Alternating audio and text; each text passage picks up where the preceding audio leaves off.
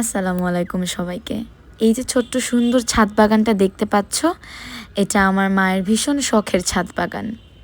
দেখে খানিকটা মেসি মনে হচ্ছে, কিন্তু এই ছোট্ট ছাদ বাগানের পেছনে আমার মায়ের পরিশ্রমের কোনো শেষ নেই। প্রতিদিন সকাল ৬টা বাজে আমাকে ঘুম থেকে উঠিয়ে তোলে আমার মা, কারণ আমার রুমের বারান্দা দিয়েই ছাদে আসতে হয়। তো যখন সকালবেলায় ছাদে আসে, দেখা যায় যে কার্টেন্সগুলো সরিয়ে দিলে আমার ঘুমটা ভেঙে যায়, এবং আমার মার সেই সকাল ৬টা থেকে শুরু হয় পরিচর্যা করা এই গাছগুলো নিয়ে। এই গাছগুলো আমার মার খুবই পছন্দের। যখনই ধরো আমরা কোথাও ঘুরতে গেলাম এবং আসার পথে বা যাওয়ার পথে কোনো এরকম গাছ বিক্রি করে যেই নার্সারিগুলো থাকে, ওগুলো যদি আমার মায়ের চোখে পড়ে, সঙ্গে সঙ্গে গাড়ি থামিয়ে গাছ কেনা শুরু হয়ে যায় তার। জানো তো, আমারও গাছপালা ভীষণই পছন্দের, তবে এগুলো পরিচর্যা করার মতো ধৈর্য আমার মধ্যে নেই, যার কারণে আমি কখনো এই জায়গাটাতে আর তেমন গুরুত্ব দেই না। আমার মাই এগুলোকে সবসময় দেখাশোনা করে। তবে বেশ কিছুদিন যাবৎ একটা সমস্যা আমরা ফেস করছি, সেটা হচ্ছে গিয়ে বেশি গাছ হয়ে যাওয়ার ফলে ছোট ছোট পোকা হচ্ছে অনেক। যাই হোক, দেখতে পাচ্ছ এগুলো সব আমার মায়ের করা ভিডিও, আমি জাস্ট ভয়েস ওভার করে দিচ্ছি। আমাদের ছাদ বাগানে পেয়ারা গাছ আছে, আই থিঙ্ক এটা পেয়ারা গাছটা। আমি বলে হয়তো বোঝাতে পারবো না, তবে আমাদের গাছের পেয়ারাগুলো এত মজা হয় খেতে, অনেক অনেক বেশি মিষ্টি হয় এবং ভেতরটা দেখতে পুরোটাই লাল হয়।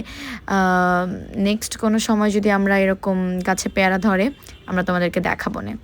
অনেক ছবিও থাকে মায়ের ফোনে, তোমাদেরকে দেখাবো না। অনেক সুন্দর লাল পেয়ারা হয়। তেমন গাছ আমি চিনি না, যেহেতু এগুলো নিয়ে আমার তেমন একটা অ্যানালাইসিস করা হয় না। If I am not wrong, এটা বাগান বিলাস গাছ। আমাদের বাসায় 2টা বাগান বিলাস আছে, একটা ছোট যেটা এই ছাদে রাখা, এবং আরেকটা আছে যেটার বয়স অলমোস্ট 5 থেকে 6 বছর হবে, সেটা আমার মায়ের বারান্দাতে রাখা থাকে। এটা তো একটা পেঁপে গাছ। এইটা একটা ছোট্ট ছাদ বাগান। এটা বাদেও আমাদের আরেকটা ছোট ছাদ বাগান আছে, ওই ছাদ বাগানটাও তোমাদেরকে একদিন দেখাবো। ওই ছাদ বাগানে আমাদের অনেক বড় একটা পেঁপে গাছ আছে, তারপর ওখানে পুদিনা পাতা গাছ আছে, এবং আরও ছোট ছোট বেশ কিছু সবজি গাছ আছে আমাদের ওই ছোট্ট ছাদ বাগানটাতে। তবে এই ছাদ বাগানে বেশিরভাগ ফুলের গাছগুলো।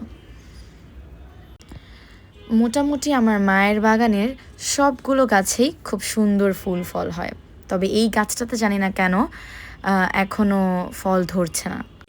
এই গাছটার নাম হচ্ছে জামরুল গাছ, তবে এখনও এখানে কোনো ফল ধরেনি।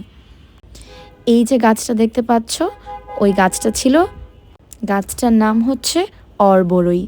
আসলে আমি তেমন একটা জানি না, মায়ের থেকে জেনে জেনে তোমাদেরকে বলছি, যার কারণে আমার একটু থেমে থেমে জিজ্ঞাসা করতে হচ্ছে যে কোনটা আসলে কোন গাছ। এটা আসলে সবাই চেনে, এটা তেমন বলার কোনো অবকাশ রাখে না, এটা আমাদের সকলের পছন্দের বেলি ফুল।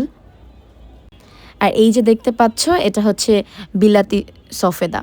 সফেদা নাকি মা বললো 2 ধরনের হয়ে থাকে, একটা গোল আর একটা খানিকটা এরকম লম্বা মতো দেখতে। তো এটাকে বিলাতি সফেদা বলে। আর এটা হচ্ছে আমাদের জবা ফুল গাছ, এটাতে অনেক ফুল ধরে প্রতি সময়। দেখতেই পারছো কি সুন্দর গাছটা, তাই না? গাছটা ভর্তি ফুল হয় সব সময়, এমন না যে 1-2টা ফোটে, একসাথে অনেকগুলো ফুল ফোটে এখানে। আর এই যে দেখতে পাচ্ছ, এটা হচ্ছে গন্ধরাজ ফুল। আর এটা হচ্ছে গিয়ে আমাদের বেগুন গাছ। বেগুন গাছের সঙ্গেই আমরা হচ্ছে গিয়ে টমেটো গাছ লাগিয়েছি। এই রোজাতে আমার মা নাকি বলল যে কোনো বেগুন নাকি বাহির থেকে কেনা হয়নি, আমরা নাকি আমাদের গাছের বেগুন দিয়ে বেগুন ভাজা খেয়েছি। তাহলে বুঝতেই পারছো যে আমাদের বেগুন গাছে অনেক বেগুন হয়। আর এই যে ফুলটা দেখতে পাচ্ছ, ফুল গাছটা, এখানে ফুল ফোটেনি, তবে এটার নাম রক্তকরবী। আর এটা হচ্ছে গিয়ে আমাদের বেলি ফুল গাছ। আমাদের বেলি ফুল গাছ একটা না, বেশ কয়েকটা বেলি ফুল গাছ আছে আমাদের ছাদ বাগানে। যেরকমটা তোমাদেরকে বললাম, আমাদের আরও একটা ছাদ বাগান আছে, সেখানেও বেলি ফুল গাছ আছে। আর এই ছাদ বাগানে যেই বেলি ফুল গাছটা, সেটা আমার রুমের জানালার সঙ্গে একদম লাগানো। প্রতিদিন খুব সুন্দর গন্ধ বের হয়।